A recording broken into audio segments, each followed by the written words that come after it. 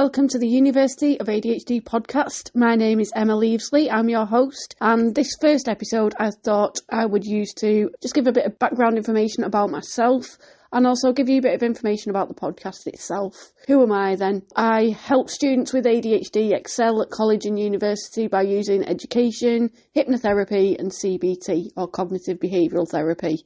My aim is to help people with ADHD to use the way their brain works to their advantage and to manage symptoms. I don't just work with people who've got a formal diagnosis of ADHD. I also work with people who may be on the waiting list or haven't got a diagnosis. Maybe they don't want a diagnosis. When I left school, I went to college doing music technology, and after that I worked as a GP receptionist. Sometime later, I then went on to uni doing sound and multimedia technology, and I just remember how difficult that was. I got there and I was sat in an electronics lecture, and I just remember thinking, I'm too thick for this. How does anybody follow this? What's going on? Basically, I was just worried that I'd let everybody down who had faith in me, all the people who came to my leaving drinks when I left my hometown and went on to sunny Birmingham. And yeah, I didn't think I'd ever pass. But I did. I kind of did it without reading many textbooks. I preferred the practical stuff rather than the academic writing. I struggled quite a bit with that. I got a 2-1, but me being a bit of a perfectionist, I wasn't happy with that. I wanted a first.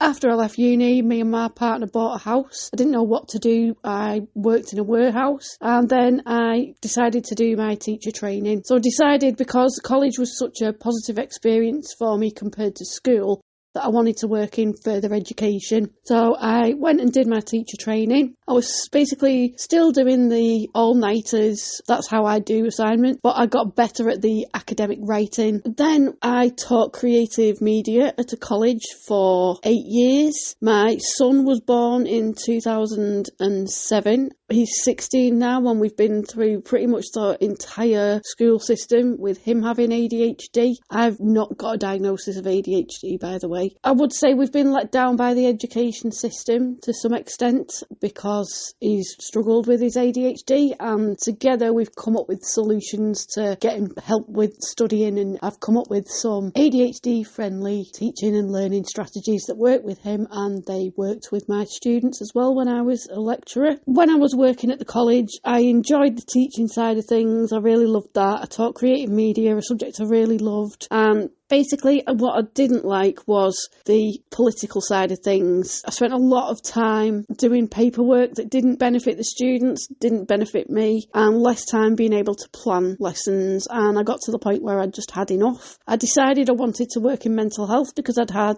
CBT for depression and anxiety, and that seemed like something that I wanted to do. So I ended up training to be a hypnotherapist, and this was completely by accident. So I enrolled on a course to be a counsellor, and the first year of it was hypnotherapy, and I didn't think I'd be interested in it. I was quite sceptical about it, but realised how amazing it was, and we had to practice on each other in the class, and actually it was life-changing. I got over my claustrophobia. I made many changes in my life that were really positive and beneficial. After I qualified, I set up my own private practice. 2014 was when I left teaching. Everything got too much and the stress was terrible. I left teaching and got a job as a mental health support worker. It's not a well-paid job, so I decided to work for an agency instead, where the money was a bit better, and this was amazing because I got to work in all kinds of interesting places. I've worked in prisons, children's homes, mental health hospitals, in supported living, and at this time I studied my master's in psychology. I then started working as a GP receptionist again, and while doing this I did a postgraduate certificate in psychiatry. This was supposed to be another master's, but a lot was going on with my life and my son, so I stopped it at a PG cert, but I learned a lot from it.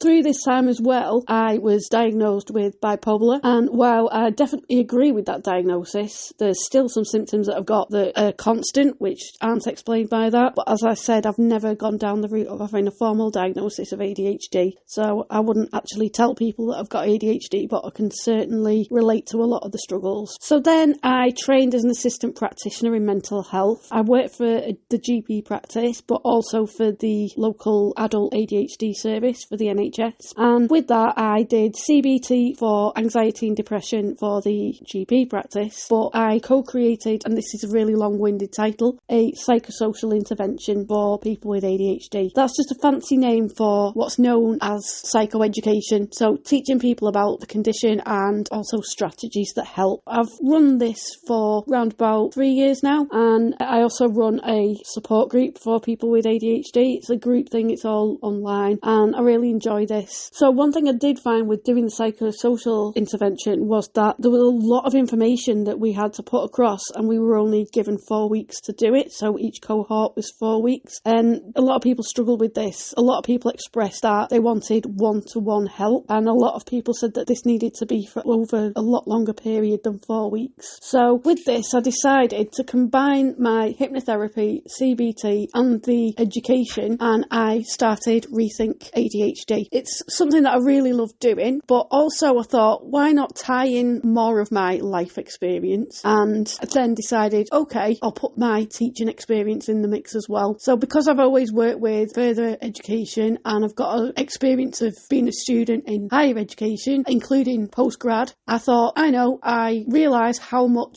students with ADHD struggle. I'm going to help students with ADHD, and here I am. Other things about me, I've played drums in a band. I always end up doing stupid charity challenges like mountain treks. I've done a half marathon, done charity boxing. My next one is going to be a dog sled challenge in Arctic Sweden. So what's all this about then, this podcast? I'm going to be talking about a lot of topics, things to do with ADHD, things to do with education, particularly further and higher education, but I'm also going to make this useful for maybe younger students as well, so people still at school. So there could be some of the strategies that I talk about here that could be useful for that as well. I'm also doing some teacher training because I think that teachers don't always... I'm also looking at doing teacher training for school teachers to help them better manage students with ADHD. Also notice the signs, get more people diagnosed and get more people treated. But also from my experience of my son having ADHD and going through school, there's a lot of improvements that could be made, and I really want to help do that.